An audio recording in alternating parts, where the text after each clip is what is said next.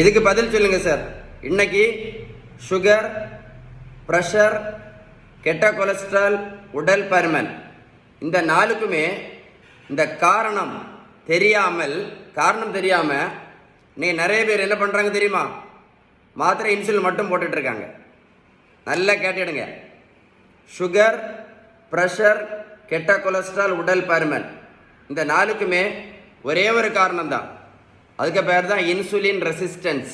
இது ஒரு பேப்பரில் எழுதி வச்சுடுங்க. இந்த இன்சுலின் ரெசிஸ்டன்ஸை சரி பண்ணணும் அப்படின்னா நீங்கள் மருத்துவத்தில் உள்ள எந்த புத்தகத்தை வேணாலும் படித்து பாருங்கள். இந்த இன்சுலின் ரெசிஸ்டன்ஸை சரி பண்ணணும்னா அவங்க சொல்லக்கூடிய பெஸ்ட் ட்ரீட்மெண்ட் பேலன்ஸ்டு டயட் மட்டும்தான் பெஸ்ட்டு. அப்புறம் உடல் உழைப்பு, அப்புறம் நல்ல தூக்கம், கடைசி தான் என்னது? மாத்திரையும் இன்சுலினும். நம்ம எல்லாம் என்ன பண்ணிகிட்டு இருக்கோம்? பேலன்ஸ் டயட் ஃபாலோ பண்ணாமல் மாத்திரை இன்சுலின் மட்டும் போட்டுகிட்டே இருக்கிறோம். ஸோ அவ்வளோ பவர்ஃபுல் இந்த பேலன்ஸ் டயட். நீங்கள் பேலன்ஸ் டயட் கரெக்டாக ஃபாலோ பண்ணிங்கன்னு வைங்களேன். நீங்கள் பேலன்ஸ்டு டயட்டு கரெக்டாக ஃபாலோ பண்ணிங்கன்னா 3 நன்மைகள் கிடைக்கும். 3 நன்மைகள். ஒன்று, சுகர் மாத்திரையை நிரந்தரமாக நடத்தலாம். 2வது, ப்ரெஷர் மாத்திரையை நிரந்தரமாக நடத்தலாம். அடுத்து கெட்ட கொலஸ்ட்ரால் மாத்திரையை நிரந்தரமாக நடத்தலாம். அப்புறம் இன்சுலினை நிரந்தரமாக நடத்தலாம். அப்புறம் வெயிட்டை ஈஸியாக குறைக்கலாம்.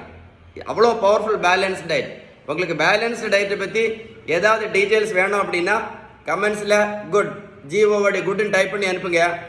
வீடியோ லைக் பண்ணி ஷேர் பண்ணிங்க அப்படின்னா நிறைய பேருக்கு யூஸ்ஃபுல்லாக இருக்கும். வீடியோ சேவ் பண்ணி வைங்க, அவர் கூட போட்டு கேளுங்க. ஓகேவா? லைக் பண்ணி ஷேர் பண்ணுங்க. Okay, stay tune.